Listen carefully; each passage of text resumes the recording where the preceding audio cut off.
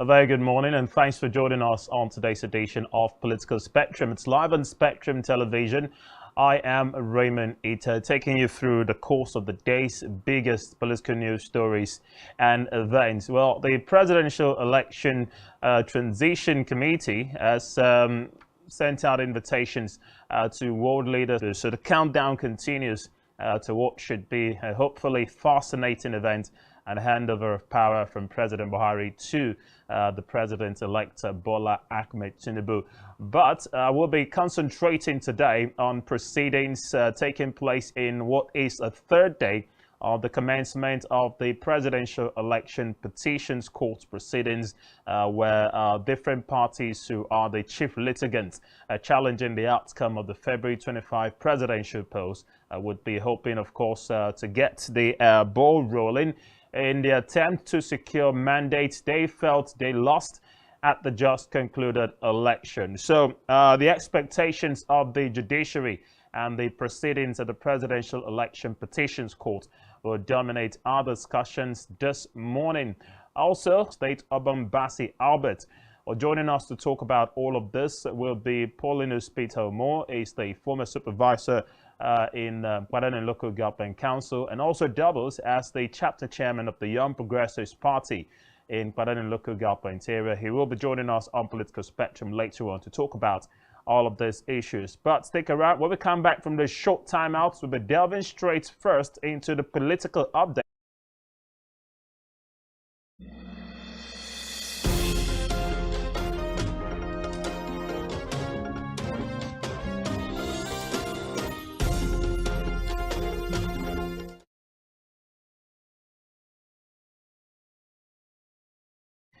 Welcome back. Now, signs that the center may no longer hold is developing over the jostle for the 10th National Assembly, with the chairman of the Southwest Governors Forum and the Ondo State Governor Oluwarotimi Akeredolu becoming the strongest voice of opposition yet to the zoning released on Monday by the National Working Committee of the All Progressives Congress APC. While signaling a widening crack within the ruling party that reinforces injustice and inequity, stressing that individuals who are positioning themselves as cabals due to their close ties with the president-elect Bola Tinubu were behind the move. Now, the APC had on Monday announced its preferred candidates for the National Assembly leadership, zoning the position of the Senate's president to the South-South, with Senator Godswill Akpabio earmarked as the consensus candidate, and the Speaker of the House of Representatives was zoned to the Northwest, with Tajuddin Abbas as the anointed choice. Now, in a statement he personally signed and made available to newsmen by his Chief Press Secretary Richard Olatunji, if not immediately reversed. Now, while maintaining that the North should be allowed to actively get involved in the emergence of those that will be occupying the positions, particularly the speakership, Akeredolu also lashed out at the leadership of the party for ignoring the input of the Progressive Governors Forum.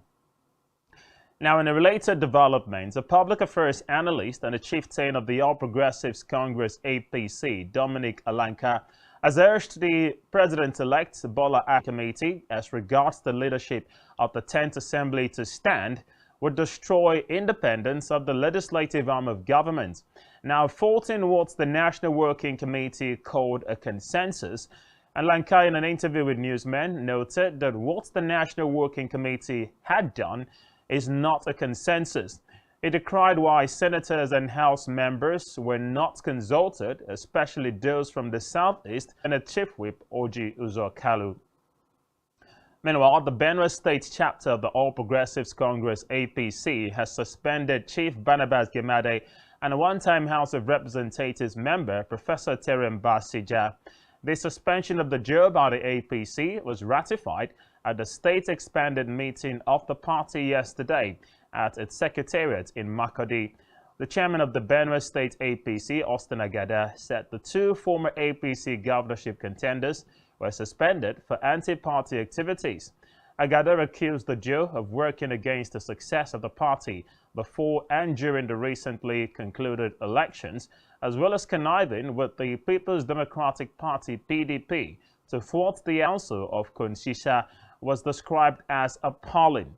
Sija was said to have frustrated the party and worked in connivance with the PDP, with both now suspended and are to face the party's disciplinary committee. In the same vein, 3 Ward Executive Council members in Kunsisha local government area were also suspended for alleged anti-party activities. Now recall that Jamade and Sija, dissatisfied with the conduct of the APC governorship primaries that produced Father Hyacinth Aliyah as candidate, had instituted legal action which was terminated at the Supreme Court in favor of the governor-elect Aliyah. Let's go to Osun State, where former Governor Adegboyega Oyetola has congratulated on the July 16, 2022 Osun governorship poll. Oyetola, in a statement he signed yesterday, said although the court's verdict was against the wishes of his party's members and supporters, he accepted it in the interest of peace and development of the state, while the former governor also urged him and move on. Meanwhile, following the victory of his uncle Ademola Adeleke at the Supreme Court, superstar Davido has announced plans to stage a musical concert in Osun State. Well, taken to his Twitter handle shortly after the judgment, Davido announced plans to hold a timeless concert in Osun later this year. Well, it will be recalled that Governor Adeleke had actually attended Davido's timeless concert at the Tafawa Balewa Square in Lagos last month. Well, interesting for the people of Osun State with reference to the recent ruling by the Supreme Court that validated the election of Governor Ademola Adeleke, and one could term this to mean party time with Davido getting into the mix of this one. But away from the lighter mode and into more serious concerns now, as the commencement of the court proceedings with respect to post-election litigations at the Presidential Election Petitions Court in Abuja is well and underway. We'll be reviewing the role that the judiciary has to play in all of this and the general expectations of Nigerians from the entire proceedings itself. Plus, back home, shortly after the conclusion of the governorship election, when the new government, of course, comes into play, the Young Progressives Party, YPP, appeared to be the darling of some in the lead up to that election, not least because of the aspirations and the candidacy of a man whom many had mooted to be a fan favorite, the distinguished Senator Bassey, who finished second according to the results released and announced by INEC here in the state. What next for the YPP and distinguished Senator Bassey going forward? Well, the chapter chairman of the Young Progressives Party, YPP, in Ibadan and Local Government Council,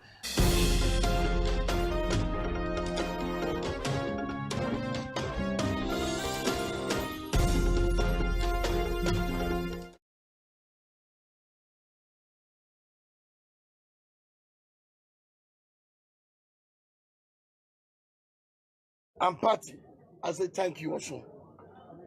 To the judiciary, also has emerged as a moral compass, affirming the integrity of my Lord justices. Oshu people, we appreciate you and we adore your love for justice and equity. To all stakeholders in Oshu project, be assured that the revalidation of our mandate is a challenge, a call to duty, a fresh demand for more dividends of democracy. I commit myself to an even more expanded delivery of good governance.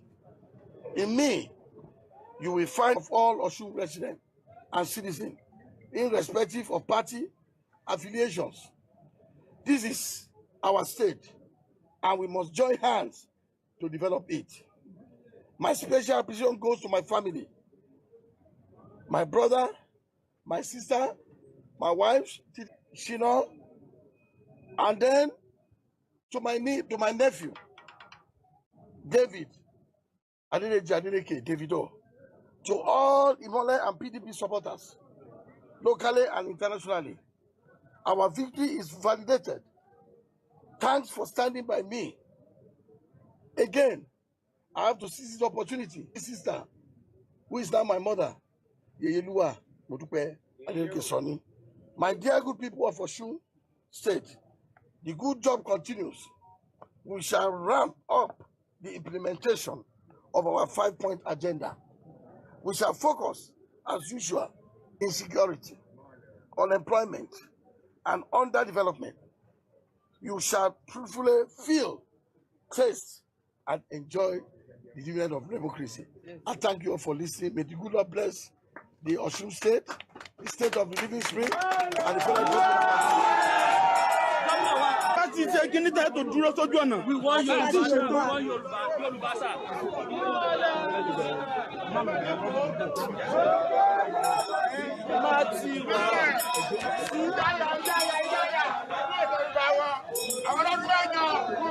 Yoruba, sir. Front, not at the back. Bro, hold on, please. Hold on, please. I'm coming. Please hold on.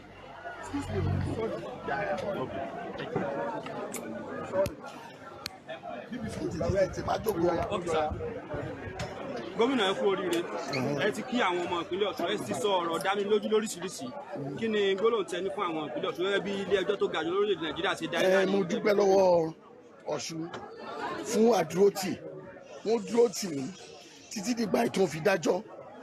Mo wá ń sọ fún wọn pé kó máa tó yẹ pé gbogbo èèyàn wọ́n máa rí ẹ̀dùn democracy ní Ọ̀ṣun tó ń tá a máa ṣe nìyẹn. Ẹ ṣàdéhùn àwọn nǹkan mèremère fún wọn bíi pé ẹ pèsè iṣẹ́ fáwọn èèyàn ẹ pèsè àwọn ohun amáyédẹrùn. Gbogbo ẹ̀ náà ti lọ gbogbo ẹ̀ ti lọ à ń sanwó òṣìṣẹ́ gbogbo títì ń lọ ibi tí ò sómi à ń ṣe ibi tí ò sí náà à ń fún ọ ní transformer so iṣẹ́ dẹ̀ ti ń lọ àti àwọn èèyàn láti òde ọya àti òkè òkun gbogbo wọn ti ń wá síbí nísìnyí wọn ní pé ìjọba wa àwọn rí pé ìjọba mẹ̀kúnnù tó ń fẹ́ ràn aráàlú ni àwọn fẹ́ wá ràn wá lọ́wọ́ láti dá ṣe lẹ́lẹ̀ ó pọ̀ jaburata báyìí ní ìsìn tí ọlọ́run dẹ̀ ti jẹ́rìí wá báyìí tọ́lọ́run ti sọ pé yes ọlọ́run kì í bẹ̀rẹ̀ kan kó má parí ẹ̀ bàtà ọlọ́run dẹ̀ ti wá parí ẹ̀ ní ìsìn tó ń sọ pé ìbò tí Ọ̀ṣun lè fún mi pé authentic wọn ni pé ìbò gidi ní ìsìn iṣẹ́ ti bẹ̀rẹ̀ ànídáwọ́ dúró wọn lọ mọ̀ pé láìpẹ́ láì jìnnà inú gbogbo àwọn máa dùn ní a máa ṣiṣẹ́ dẹ́ndẹ́. Gómìnà wa sá ẹ jẹ́ kí a sọ nípa ètò ìdájọ́ tí o ní kí ni ẹ rí sọ sí àwọn elétò ìdájọ́ ní orílẹ̀-èdè Nàìjíríà. A dúpẹ́ lọ́wọ́ Ọlọ́run àwọn eléyìí ó wọ́n dáadáa a dúpẹ́ lọ́wọ́ wọn wọ́n ti wá sọ Nàìjíríà di pé nígbà tí wọ́n bá borí níbi election wọ́n wá sọ pé wọ́n á lọ gbẹ̀yìn wọ́n wá gbà àwọn eléyìí wá dúró wọ́n rí i pé gbogbo ayé ló ń wò wá wọ́n ní ẹja sòótọ́ arákùnrin gómìnà Ọ̀ṣun State tarí síbẹ̀ nìyẹn mo dẹ̀ fi àsìkò yìí mo dẹ̀ fi dúpọ́ lọ́wọ́ wọn mo dẹ̀ mọ̀ pé because àwọn judiciary tó bó ṣe máa ń sọ àwọn adájọ́ àwọn ní mẹ̀kúnnù máa lọ sábà tó máa fẹ́ yàn wá jẹ ibẹ̀ láà lọ àwọn ni ó sọ pé báyìí so adẹ̀dúpẹ́ lọ́wọ́ Ọlọ́run pé wọ́n ṣe dára ní ọ̀tẹ̀ adúpẹ́ lọ́wọ́ wọn Ọlọ́run wà pẹ̀lú. ní ti BBC News Yorùbá ìlú Ẹdẹ ní ìlú gómìnà Adémọ́lá Adélékè ní ìpínlẹ̀ Ọ̀ṣun ni a wà lọ́wọ́lọ́wọ́ báyìí níbi tí a ti ń mú ohun gbogbo wá fún yín lẹ́yìn ìgbà tí akẹgbẹ́ mi tó wà ní ìlú Àbújá. I describe this victory as victory, I dedicate it, to God Almighty and my people, of Osun, because they stood by me and they did everything to let them know that, to let me know that they love me and I love them back. And today, even though there was little distraction, we were focused. You journalists can testify to our 100 days in office. I mean, you have seen it all. You went with me, you worked with me, you saw what we have done. And work is still going. You just wait and see, because we can tell you our government is grassroots. Our government is people's government. They ain't seen nothing yet. We have a lot of goodies in stock so everybody should come together now that everything is over now. Let's come together and work together and make us great again. That's my message to them.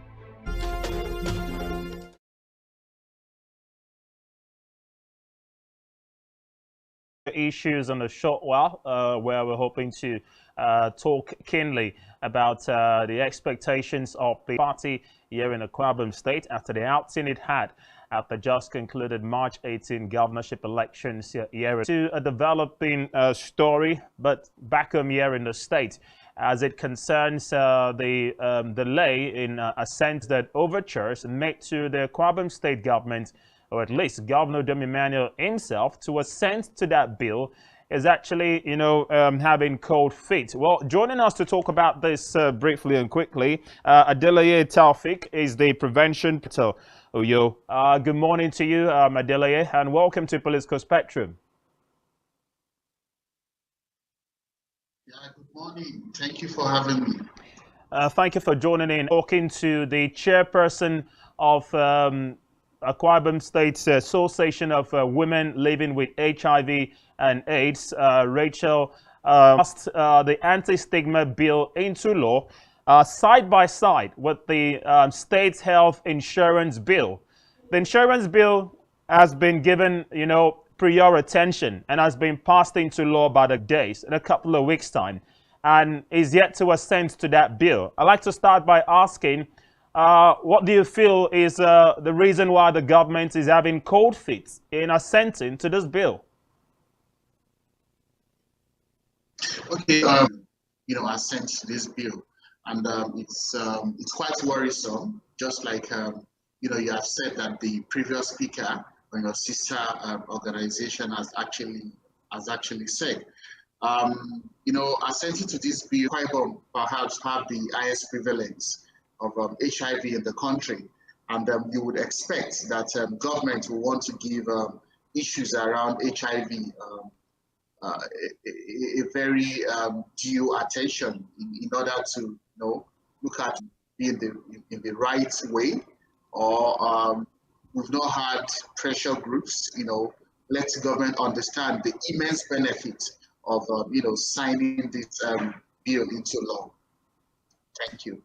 So interestingly, I did mention that the health is assented to, but the bill around the anti-stigma for persons living with HIV and AIDS has not been consented to. And you've rightly posited that as far as prevalence rates goes, Akwa Ibom State seems to be, or appears to be, the highest in that the HIV and AIDS virus, poses to the health status of Akwa Ibom State, and by extension, the neighboring state and the rest of the country.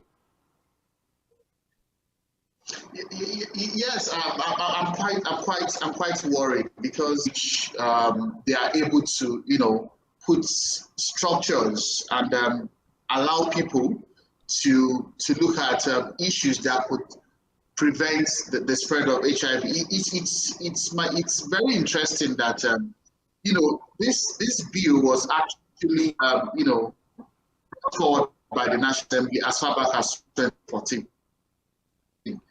But they've done that in 2021, and I give kudos to this assembly for doing, has been unable to sign this. And particularly, I know the governor can actually, make use of the few days left in office and actually sign this bill into law. And that's a very golden opportunity to actually put issues around HIV. The NICE survey was clear. And we also have the Akwa Ibom indicator survey in itself that actually, told us that we actually have quite some concerns as regards HIV in the state. So I think Rachel Ignatius was that if Governor Emmanuel's administration fails to assent to this bill, then it would mean having to start up the State House again. Is this something you are emphasizing, or is there a leeway out where the new administration comes on board and follows up on what the previous assembly, may have already, kept on ground? Well, that sadly is one of the administration is working on something, and when a new administration comes, they tend to go over this and start all over again. I may not be able to particularly state in this area what the State Assembly will do. I know there is a continuity in the Assembly. If this bill has passed the first, second, perhaps the third reading in the State Assembly, we expect that the new Assembly coming in would be able to, push this through. However, that particular bill, I do not have those information right now. We do not know the number of the current honorables, the assembly members that are going back to the floor of the assembly, because that will also be like something to rely on in case the present administration, or let me say the outgoing administration, is unable to actually help push this through. However, best that will happen for HIV response in Akwa Ibom State is for the governor to actually seize this opportunity. Well, it's interesting that you factored in that angle, because I understand Right Honorable Udeme Otong, representing a back state constituency, was one of the lead sponsors, if not the lead sponsor of the bill on the floor of the House. And I also understand he would be returning to the next assembly, which will be inaugurated from June. So maybe the advocacy and the consultations will continue. Before the entire advocacy got up to the State House of Assembly level, the lawmakers had asked them to pay as much as 11 million naira to help facilitate the pushing through of this bill from first to the second reading and eventually up to the table of the governor. I wonder, has your attention ever been drawn to an allegation of this nature? Because they now feel this is directly been, stigmatized by people in power. That has happened.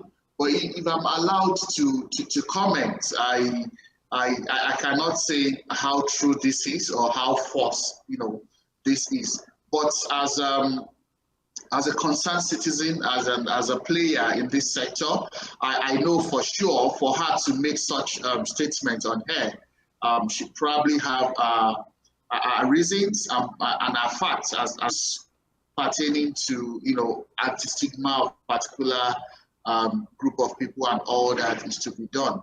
I know oftentimes you might want to organize some bit of training sessions to enlighten the assembly members on the benefits of doing that. In the course of advocacy, you might have to bring them together in an hotel, have like a day or two sessions, people stay over there and all that. I know activities like that are something that are not uncommon in terms of pushing things into law like this. So if I don't know if what the request is that, or if the request actually is for something else. But I know things like that do happen, whereby you need to, facilitate sessions and all that. So I don't have, I'm not privy to the information around that. Thank you. Okay, so just before we let you go, as the prevention program manager of AHF Nigeria, to what extent are you, willing and ready to go to ensure that these people get justice? Because this is calling for justice to their plights and their predicaments. They claim that through by this administration. We've already talked about the dangers that are lurking around. The fact that you have a good number of persons who are living in self-denial. And they've also claimed that several states across the country have actually signed this bill into law, which has helped reduce, the rates of HIV and AIDS around those states. As a group, how far are you willing to go in pursuit of the mandate of these groups who are calling for the anti-stigma bill to be signed into law? Yes, I want to state emphatically that AHF is very committed to HIV response in Akwa Ibom State and of course other states where we implement in Nigeria. And it might interest you that in 2014-2015, AHF actually supported the National Agency for the has been passed by the National Assembly so that people will be acquainted with the provisions of this law. And I need to also state that, you know, passing this into law is of immense advantage for Akwa Ibom State and its people, because you find situations whereby you know, the criteria to employ someone is their HIV status. For crying out loud, HIV does not affect the brain. You know, taking antihypertensives cannot, you know, be offered employment, which could even be strenuous. So, you know, all these issues like this are being sidelined. And also, you see, because of this stigma and discrimination, some people are not able to access their treatment. People cannot walk freely to health facilities. And, you know, denying people of access to treatment and all that is also one of the state government. And this is a very passionate appeal to the executive governor, Udom, that it's never too late. We still have about 20-something days in office, which we can use to actually consider and sign this bill into law, because the advantages are immense. It helps in addressing issues around stigmatization. When people are stigmatized, they are able to seek redress and, you know, get justice for people that are doing that. Then also, this also allows us as citizens to also know our responsibility towards people that are living, you know, with HIV and all. Then organizations to know that if they actually violate stigmatization, the governor is able to do this before leaving office. Oh, that's the expectations of many. We have to say a very big thank you to you, Adeleye Taufik, for bearing your thoughts on Political Spectrum this morning. We hope we're next with the call on you, manager, AIDS Healthcare Nigeria Foundation, talking to us about the appeals made to the Akwa Ibom State Governor Udom Emmanuel to assent into law the anti-stigma bill that was passed in October 2021 by the Akwa Ibom State House of Assembly. We, of course, got in touch with the chairperson of the Association of Women Living with HIV and AIDS in Nigeria, Akwa Ibom State Chapter, and she spoke so, taking into consideration the prevalent rate of HIV and AIDS here in the state and the danger it possesses, or it presents to detail or derail rather the efforts that have been made to curb the spread of the virus, not just here in the States, by the way, but the rest of the country as well. So, and as is our tradition, I would brief you with the follow-ups as they do come in. Well, we'll go to the nitty-gritty of the political world in a short while. When we come back, Paulinus Peter will be joining us on set to talk about two burgeoning issues, first of which the court proceedings at the Presidential Election Petitions Court, and the fate of the YPP in the Akwa Ibom State Spectrum will continue.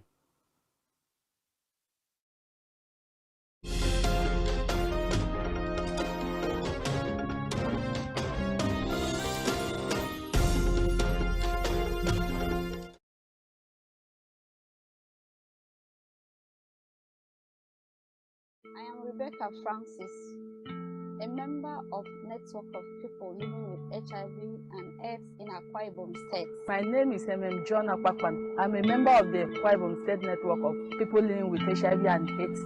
My name is Pastor Elizabeth Samson Udo, the Nekwan State Coordinator of Akwa Ibom State. A woman who has lived with HIV for the past 15 years. Also a woman living with HIV and AIDS for the past 21 years. Deacon Emmanuel Udom for his support, efforts for people living with HIV/AIDS in Akwa Ibom State. Also give an enable environment to our partners to carry out HIV interventions among people living with HIV/AIDS in Akwa Ibom State.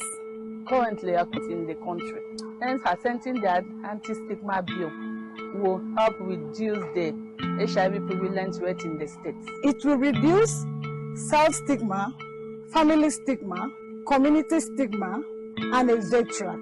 Another benefit of signing an anti-stigma bill into law is that it will promote disclosure and the rights of people living with HIV and AIDS And by so doing, I mean that a person that has been tested positive will know and live freely by telling his or her plea to access care and treatment. As person living with HIV/AIDS in Akwa Ibom State, We appeal to the Akwa Ibom State Governor, Deacon Emmanuel Udom, So please sign the HIV Anti-Stigma and Discrimination Bill into law.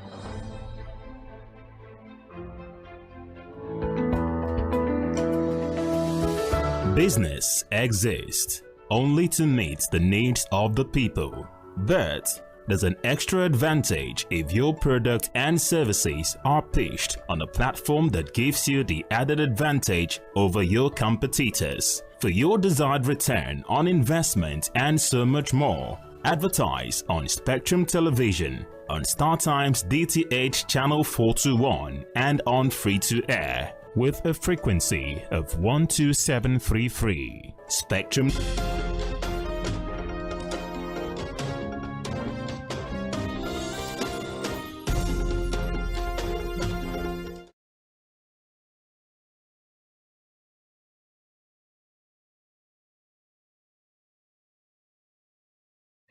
Welcome back, and many thanks for staying with us. You're still watching Political Spectrum live on Spectrum Television. Don't forget, you can connect with us on StarTimes DTH Channel 421. And for live feeds, we encourage you to go to our YouTube channel and subscribe. Area across Nigeria today with beehive of activities being planned and lined up in expectation of the seamless transition of power from President Buhari to President-elect Bola Tinubu come May 29. But all of this had been sandwiched by the court's proceedings currently ongoing at the Presidential Election Petitions Court in Abuja, where there are high hopes and expectations on the Nigerian judiciary to deliver justice. Is a former supervisor for works in Nkwadan Local Government Council, also doubles currently as the chapter chairman of the Young Progressives Party, YPP, in the local government area, in the person of Honorable Peter Polino Sumo. He joins me live on set. Good morning to you and welcome to Political Spectrum. Good morning, Mr. Ramon. Nice being here once again. Thank you very much as well. Later on, we'll get to talk about the fate of the YPP as a party after its outing at the just concluded governorship elections in the state, the first of its kind in this state, by the way, and what the projections for them as a party are, also with respect to post-election litigations in the aftermath of the governorship elections here in the state. But let's start with the national level. On Monday, the pre-hearing commenced at the Presidential Election Petitions Court, where Atiku of the PDP and Peter Obi of the Labour Party are challenging the outcome of the February 25 polls that saw the emergence of Bola Tinubu as president-elect. It's going to be a long and almost detailed and porous hearing, and can live up to expectations and the hope of Nigerians to deliver, justice where necessary and in fairness to all the parties involved. While not preempting what the courts will likely do with this case, do you have high hopes of the current state of the Nigerian judiciary that the judgment that would be delivered at the end of these proceedings is one that every party involved would be satisfied with? All right, thank you very much. And first and foremost, I want to commend Nigerians and the key players for having faith in the Nigerian judiciary. You will agree with me that if they were to do otherwise, by today, the country will have been boiling or something else. So having said that, let me quickly come to your questions and say, as a Democrat, as somebody that believes so much in the Nigerian judiciary, I hope in the sense that they can't afford doing otherwise at this point in time. Don't forget that the recent past election has thrown up so many things.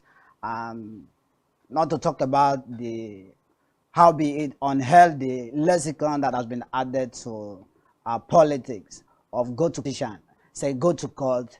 They are not saying that believing that nothing will come out of it, believing that they are in charge of the court. So it's a burden on the judiciary, not just a burden, but also a privilege, an opportunity for them to prove themselves as the last hope of the common man, as being unbiased, as not being, they will live up to its billing.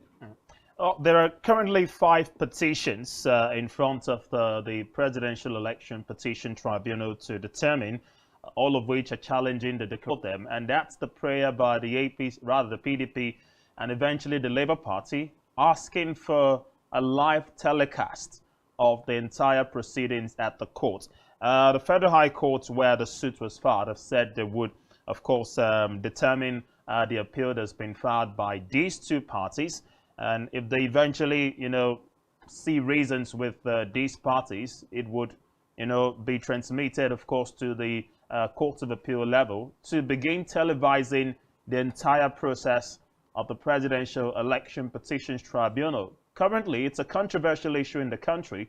There are some persons in favor of the idea, but there are others who say, apart from saying there may be no immediate benefit to all the parties involved if you have the process being beamed or televised live, because whatever happens at the end of the day, it is the court's pronouncement that will stand. Which school of thought will you join as far as this controversy is concerned? To have the whole process televised for us to see or not? Well, let me start from where you stopped. For me, I have a challenge with how you will agree with me that televising the case or not have nothing to do with the judgment. So to that very extent, I would say for me, what matters is the tribunal living up to its billing, is the tribunal, dispensing justice and not whether to televise or not. Let me say this to Nigerians. Most times we, the citizens, we're talking about the Freedom of Information Bill. There was so much agitation and all that. Eventually the bill was passed, and up till date, to the best of my knowledge, nothing has been done. You agree with me that the entire energy of the citizenry was dissipated towards having the bill passed and not really has to offer Nigerians. And don't forget that it is very much important for the tribunal to do what is right. And once that is done, I think it's going to bring a level of satisfaction to all concerned, whether televised or not. So to that extent, I want to say I'm not actually on the school of thought that we abandon the substance of the matter to be talking about what is not necessary. And of course, this is what the politicians want. They want something that will take away the attention of Nigerians from the subject matter. And let me use this medium to advise Nigerians that they should be very sensitive, they should be at alert, they should avoid the mistakes of leaving the very substance to go for the miracle. Justice to Nigerians as far as this whole case is concerned. Going forward, we are looking at the anticipated inauguration of President-elect Bola election litigations and also thrash out those cases, while there's another 60 days for a further appeal if the losing parties at the court cases decide to challenge the decision before the president-elect is sworn in come May 29. Well, we cannot go against constitutional provisions, but going forward, we feel it matters, much if we have the court cases already determined before swearing in eventually takes place, or does it? From one government to the other.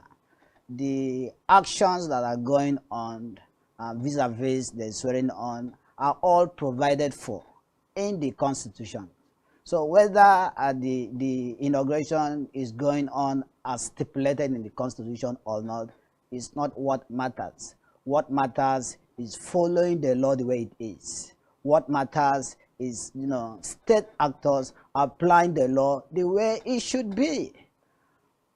I understand the fact that there is this fear on the part of the citizenry that once the president is inaugurated and so we can come to a level we live above board, if we can come to a level we allow the law to run its course without undue interference from persons or state actors, I think we will not be having these all problems. So as a Nigerian, as a country, we have a long way to go. But first and foremost, it is incumbent upon us laws on ground, and we are unnecessarily panic and doubting.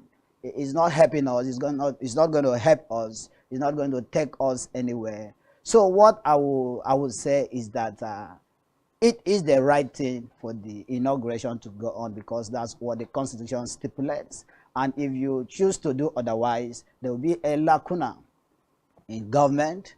And once that happens, you can as well imagine the negative effect that could cause our hard-earned democracy. So why it is without fear or favor? Thank you. That's my viewpoint. Okay, let's come back home now and talk about the aftermath of the governorship elections here in the state. While it looks like all the attention is at the national level, we know respective state governments across the country are also bracing up for post-election litigations at the election tribunals of their respective states. Just yesterday, we woke up to the news of the Supreme Court's verdict for Osun State, affirming the election of Governor Ademola Adeleke, and everyone has been, adjudicate and determine cases the way it should, and then serve justice where necessary. Well, looking at the Akwa State, we've not really seen a lot of upheaval or noise being made around the Election Petitions Tribunal, which we know has been constituted already. Your party, the Young Progressives Party, were involved in this election, and for the first time in the state. And you came second, according to the results announced by the Independent National Electoral Commission, INEC, here in the state. A lot of persons have been asking, and the word on the streets is whether there is any interest at all by the YPP to challenge the outcome of this election in court. Well, at the end of the collation exercise and announcement, you will not accept the results. But now, do we know if you're going to challenge this in court? Well, let me clear this. First and foremost, you must note that I am not the spokesperson of the party, and neither do I have the mandate of the party to talk on this issue. But be that as it may, as a member of the party, and also a chapter chairman in my local government, I think. Let me say this, you just said that my party came second. I don't want to agree with you because to the best of my knowledge, our party has approached the tribunal and we are challenging that result. So we don't believe that we came second. We strongly believe that that's according to, I did say according. I will wait for the outcome of the tribunal before I can actually lend credence to which position my party came up with. So going forward, what is the fate of the Young Progressives Party as far as politics in Akwa State is concerned? We know the YPP has always been there and about, but looks like the 2023 elections were the very first time you all came out smoking, and you appear to have enjoyed the support of a good number of Akwa Ibomites going into that election. Maybe not unconnected to the fact that your party feel that a candidate that many termed to be, or to have been, the most popular of the candidates who came on board running for that election. But we've seen how things have turned out now. Before we talk about distinguished Senator Bassey, Albert, what about the YPP itself as a party? Yes, we know you're expectedly going to challenge the outcome of this election in court, but going forward, what modalities are you putting in place to cement the structures that you tried to build and they phase out immediately after the election? So is the YPP a party we're likely to see in 2027 even basking stronger in the euphoria of the outing you've had this year, or will you phase out like the others we've seen over the years? Well, there is something about the Young Progressive Party that you may not know.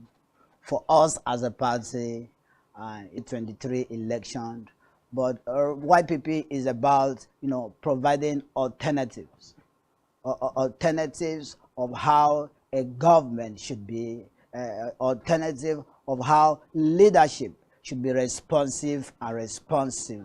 So if you are asking for the way forward of the YPP, I would say YPP has come to stay in Akwa Ibom State. What is next for us is to leverage on the structures we have, is to leverage on the acceptability of the citizenry of the party, is to consolidate on the goodwill that we are enjoying. So stronger, the party will be going higher. And of course, I want to let you know this, that having approached the election tribunal, we have abiding faith in the judiciary. We want to believe the right thing will be done. We want to believe that the judiciary will rise to occasion where the votes of Akwa Ibomites will count. So having said that, I want to say that YPP is just a government in waiting. It's a government in waiting. I want you to take that to the bank, that sometime, someday, is going to be the ruling party in Akwa Ibom State. It's interesting that you factored in the support base that you've enjoyed. You used to, we're working as party agents at the different polling units across the state. We're concerned with reports that many of them, did not live up to expectations in manning their roles to the end of that election. The word on the streets is that most of your party agents were culpable for the losses you recorded in some polling units. And it raises the question about the kind of structure you have, and not necessarily putting your machineries in place, knowing that this is an election and it's who emerges smart, who emerges winner most often than not is the one who is smarter. So did you put your structures on ground and were sure that you had what it takes to have matched the PDP or the other parties in that election? Or were you just banking on the fact that you go out there and everyone has leaves to show that, yes, we are in support of the YPP? Well, for me, I'm talking about the culpability of the party faithfuls. I think they still remain at the realm of speculation. There still is a speculation, and I wouldn't want to bank my views. And as responsible citizens that believe so much in the judiciary, we can't pronounce that, because doing so will amount to preempting the judiciary, preempting the outcome of the judiciary. So we still believe that by the time the judiciary will right the wrongs, that our party will come up victorious. So using the word loss, for me, does not really go down well. And talking about the role that our party officials play, I would say that and it's a matter of time that that will actually manifest and lend credence to the fact that YPP is on ground. For me, there is nothing about euphoria. If you look at the leadership of the party, you will see that these are individuals of stats. These are individuals that are strategists in their own right. These are individuals that are gifted when, as far as leadership is concerned. So I want to say that the party is still intact. The party is intact. election has come and gone. That does not mean the party is not on ground. But what is playing out is as law-abiding citizens to allow the judiciary to play its role, and whatever becomes the outcome of it, that is where we can actually draw a conclusion. But for now, as a party, we have abiding faith in the judiciary. We are waiting for the outcome of it, and our party is very much intact. The goodwill we enjoy is still very much intact. It's not about leaves. YPP as a party has come to stay in Akwa Ibom State, and we give God glory for that.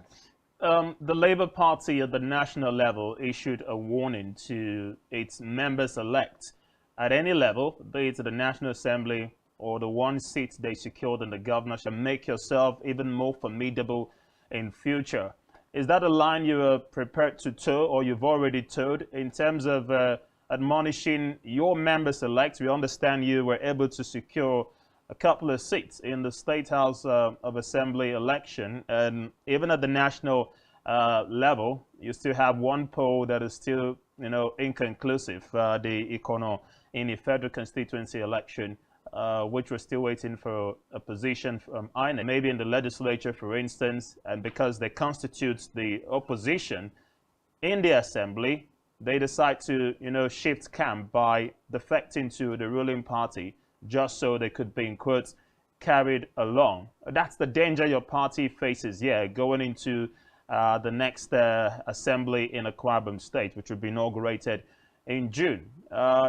You would still be one of the opposition. You are having fears that these members could likely defect in the coming months or years ahead to the PDP, just so they can be carried along. That's always the niche, being carried along in the scheme of things. Are you worried about that? Well, there's nothing like such. We know our members, we know our leaders. I was seeing it happen before. Everyone keeps saying it was the APC before. The fact that it happens before does not mean it's going to happen again. But before coming to that, let me quickly add this, that some of the challenges we have as a nation is as a resultant effect of the attitude of the Nigerian people. You see, as an individual, I believe so much in integrity. Party, the directive he has so issued to his members. And for me, I want to call on our legislature, both at national and state level, to see what they can do to that, to turn the tide of when somebody will be elected under a given platform, and before you could spell Jack Robinson, almost the YPP has come to stay, because for us, politics should be about ideology, should be about what you believe in. And of course, if you have what is driving you, if you have what you believe in vis-a-vis your political ideology, you will not be jumping from pillar to post. So talking about our members, they are people of high pedigree, they are people of sincerity, they are people that have been tested character-wise over time, delivery to Akwa Ibom people. They are there to show Akwa Ibom people what representation is all about. That representation is not just about going to the assembly for salary, but it's about the interest of the people. So they are there to change the dynamics. They are there to really define politics of representation, how it should be. So it does not matter whether they are few or more. What matters is what they stand for. What matters is what they believe in. And in this context, a representative. So they are not going to decamp by God's special grace. They are going to stand their ground to provide the opposition that will make the government, if at all the government of the day will go away with the irregularities that we all observed during the elections. But I don't want to talk more on that, because the matter is already at the tribunal, and talking much on that will amount to preempting that. So while waiting for the outcome, I would say that the Young Progressives Party, as a party and by the people out, is all about people empowerment. It's all about development. It's all about, making laws that will benefit the people. I don't expect to see our member constituting a rubber stamp legislator. No, going to do. Let's wrap up the conversation, shall we, on the man himself, who was in the eye of the storm in the lead-up to the elections, referring to the distinguished Senator Bassey Albert. He defected from the People's Democratic Party to join the YPP and got the ticket to contest for that election. Going for court, are you ready to, or would you gauge that he is ready to accept the olive branch that has been extended to him and the other candidate by the governor-elect, Pastor Moino, to join the losing ones and say, let's join hands and build our state or our country forward? As a party, are you prepared to accept that hand of fellowship in the event that you do not get your wishes at the court? Well, I think it's too early to Obong Bassey Albert that we know. Is it going to provide that patriotic, service delivery that is known for? I will answer you, yes. Oba, as is fondly called, you all know who he is. That is somebody that meant well for the state. Is somebody that, even in his private capacity, continues to do what he knows is in the best interest of humanity, is in the best interest of the state, is in the best interest and things that will uplift the next person. In olive tree at this very point in time, I will tell you that it's very much too early, because it might amount to a scenario where somebody comes to your house, picks what and rightly belongs to you, and hiding on what comes governance. And even at the national level, that's the message that's been preached. I mean, everyone is saying, why is Peter Obi and Atiku heading to court? Just sheathe your swords, join hands with Asiwaju and build Nigeria. So why can't the same messages be spread across the 36 states of the Federation? Well, it depends on what you mean by the messages. Accepting to and the rest of it. And the problems we have always been having is that whenever election is over, everybody will keep quiet. So if you ask me as an individual, I will tell you that we should not continue that way. We should be in the position of always speaking out where necessary, telling the government what it should do and how it should do, if and only if we found them derailing. So if that's the perspective you are looking at, I would say it's good to go, it's okay by me. But if it's on the other hand, you are talking about keeping quiet, I would say no.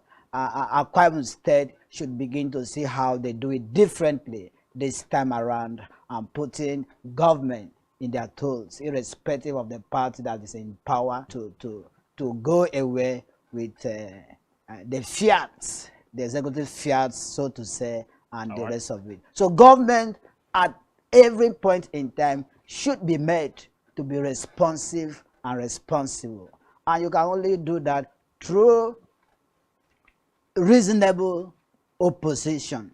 And by talking about opposition, I am not talking about antagonism. I am not talking about fighting the government. I am talking about telling the government what it should do, how it should do, and when it should do it. And by so doing, the state will be better off for it. The citizenry will be better off for it. Thank you very much.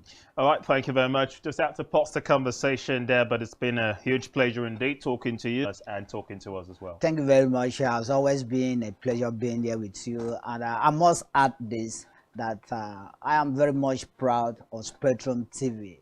They believe so much in excellence, as epitomized in the level of service delivery by their staff, which you stand out. So I want to urge you to keep the flag of excellence flying. And it's always been a pleasure to be here with you. And to Spectrum, you always earn my applause, because you are taking a broadcasting, you are taking a citizenship education to a very higher level. It's a good one. It's not because Spectrum, but there's more from us right here. Blyden is up next with the latest from the world of business on Business 360, and that's in 3. But join me again tomorrow from me, Raymond, and the rest of the crew. Thanks for watching. Enjoy the